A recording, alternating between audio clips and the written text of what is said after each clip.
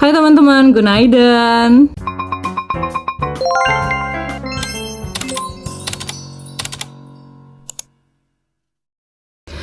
Teman-teman, makasih banget ya. Hari ini aku bahagia banget saat melihat subscriber aku tuh akhirnya 10.000.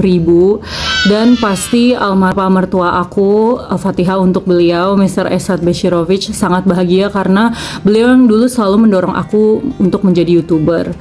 Dan teman-teman pasti ngerasa kayak, akhir-akhir ini Ayu lebih rajin gitu upload di YouTube.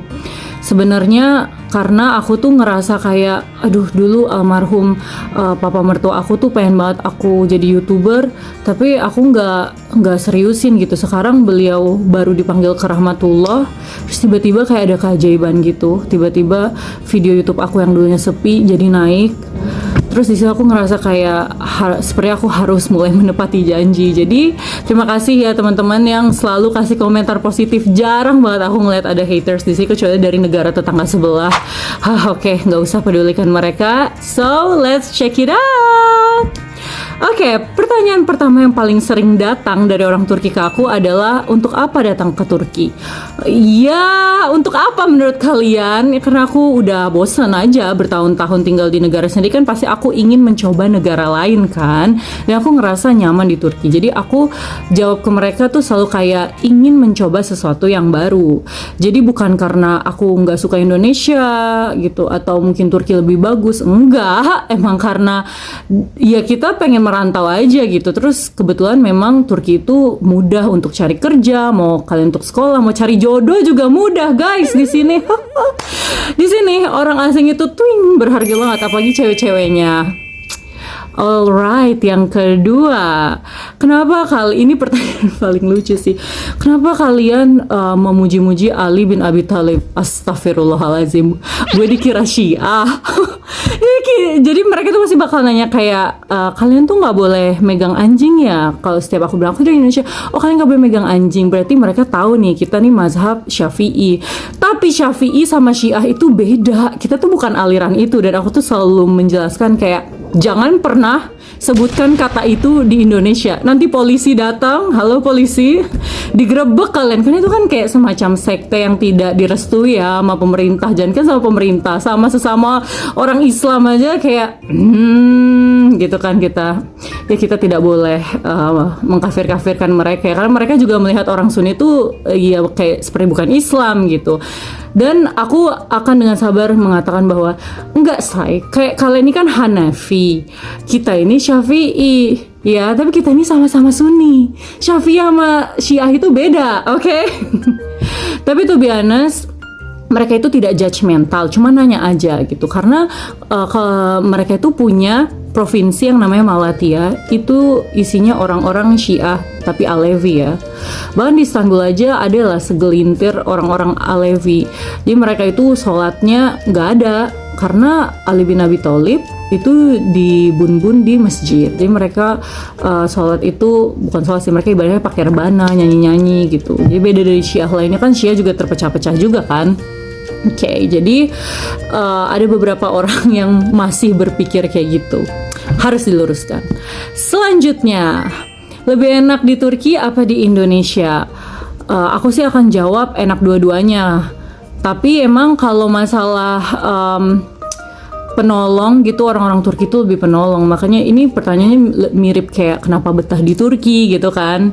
Aku bakal selalu jawab konstan karena orang-orangnya itu nilai-nilai menolong orang lainnya tuh sangat tinggi, karena dari kecil itu tuh diajarin sama ortunya untuk jadi orang yang sangat helpful gitu. Aku nggak pernah sih lihat bangsa lain yang lebih helpful daripada bangsa Turki.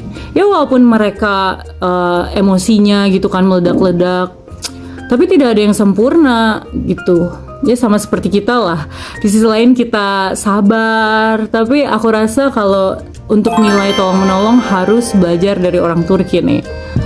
Oke, selanjutnya ini baru banget aku bahas di TikTok. Jadi banyak juga orang Turki yang suka nanya kayak, di Indonesia itu ada mesin pengering rambut nggak? Alias hair dryer, ada mesin cuci nggak? Nah biasanya aku tuh gedek kan dan nggak sabar lagi gitu kalau ditanya kayak gini. Tapi di TikTok pas aku share ada followers yang bilang kayak, kalau ditanya kayak gitu bilang aja, jangankan mesinnya, pabriknya aja kita punya di Indonesia, ya kan? Indonesia itu kan menjamur banget tuh industri-industri seperti ini, teknologi, terus mesin-mesin yang kreatif-kreatif kayak mesin buat bikin toast, buat bikin ini, bikin itu dari China itu kan cepet banget datang ke Indonesia. Coba buka Shopee, mau mesin apa aja ada kan? Alright, selanjutnya. Pertanyaan ini adalah pertanyaan yang lumayan sering juga ditanyakan, yaitu apakah kamu ingin jadi warga Turki? Karena banyak banget kayak misalnya temanku nih orang Pakistan, dia tuh beli apartemen di sini karena kalau beli apartemen dapat vatandaşlık. Dan aku selalu menjelaskan kalau Indonesia'da çift vatandaşlık yasaktir, yasak alias terlarang gitu. Jadi nggak semudah itu bagi orang Indonesia untuk ganti kewarganegaraan, dan gak rela juga sih. Kalau kalian udah merantau gitu kan akan tahu betapa indahnya, betapa cintanya kalian pada tanah air kalian, dan tidak semudah itu give up your Garuda passport gitu ya. Mungkin suatu hari kan pernah ada wacana tuh katanya Indonesia akan memberikan double citizenship bagi mereka yang menjadi ekspatriat gitu kan. Ya semoga aja bisa ya, tapi kalau seandainya aku punya double citizenship pun aku tidak mau double citizenship dengan Turki, karena paspor Turki itu tidak sekuat yang mereka pikirkan. Mereka itu kira kayak orang-orang dari negara Indonesia karena seperti Arab-Arab gitu kan, atau Pakistan yang datang ke sini untuk beli apartemen dapat vatandaşlık. Indonesia tidak seperti itu, walaupun ada tetap kayak gelin alias menantu pengantin perempuan Indonesia yang udah cinta mati sama suaminya terus ikut kewarganegaraan suaminya, ya ada juga. Tapi bagi aku yang suatu hari akan balik ke Indonesia, tidak bisa. I will forever live as an Indonesian. Lanjut, ini adalah pertanyaan ala teyze-teyze atau amja-amja yang duduk di samping aku kalau lagi naik angkutan umum. Terus mereka nanya, kamu suka nggak makanan Turki? Tapi aku tidak akan bohong, aku bilang enggak. Aku born and raised with spicy food, jadi aku nggak terlalu suka sih sama makanan Turki yang dominan itu manis, yang manisnya kebangetan. Terus terlalu asin atau terlalu berlemak. Misalnya kayak mereka itu masak nasi itu digoreng dulu nasinya, abis itu dikasih air, baru kasih mentega. Nah begitu udah matang, dikasih garam lagi. Ya Allah ya Robbi, itu aku kalau waktu itu kan aku pernah tinggal satu apartemen bareng temen Turki. Itu setiap dia masak nasi, aku tuh kayak ya deh nanti abis kamu selesai makan baru aku makan. Padahal aku nggak mau makan nasi yang dia masak. Terus setiap aku makan nasi yang cuma nasi tok gitu, by the way itu lebih sehat, itu dia selalu bilang, kamu nggak ngerti ya cara masak nasi. Bukan gak ngerti Shay, tapi emang gue nggak suka nasi berlemak kayak gitu. Tapi memang orang di sini suka rasa yang strong gitu, dan juga seperti daging-dagingnya gitu. Mereka daging-dagingnya itu tuh lebih berbau. Misalnya kayak teman-teman yang pernah makan kebab di Turki sama kebab di Jerman, walaupun yang jualan sama-sama orang Turki, pasti rasanya beda kan. Yang di Jerman tuh nggak ada baunya, tapi yang di Turki itu baunya lebih menyengat. Tapi ternyata mereka itu justru lebih suka yang seperti itu. Mereka aku nggak kaget kalau banyak orang Indonesia yang pertama kali ke Turki untuk wisata, terus mereka tuh bilang kayak aku nggak cocok sama makanannya karena memang kurang sih kalau untuk lidah Indonesia ya.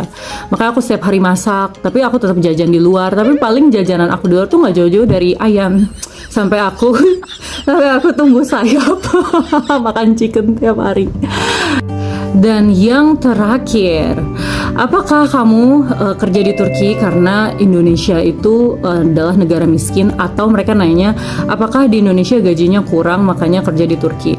Nah itu biasanya aku akan kasih mereka dengan example teman aku orang USA terus orang Jerman yang kerja di Turki. Jadi tidak selalu ekspat itu artinya dia miskin di negaranya ya. Walaupun pasti ekspat digaji lebih tinggi karena undang-undang, tapi ya logikanya, apakah orang Amerika gajinya kecil makanya kerja di Turki? Enggak kan? Nah terus mereka terdiam kayak oh iya, jadi karena situasi atau karena ingin pengalaman dan sebagainya. Oke deh, itu aja yang bisa aku bagi hari ini. Apakah teman-teman Indonesia juga pernah ditanya kayak gini? Komen di bawah ya. Terus jawaban kalian apa kalau lagi ditanya gitu? Oke, see you next video.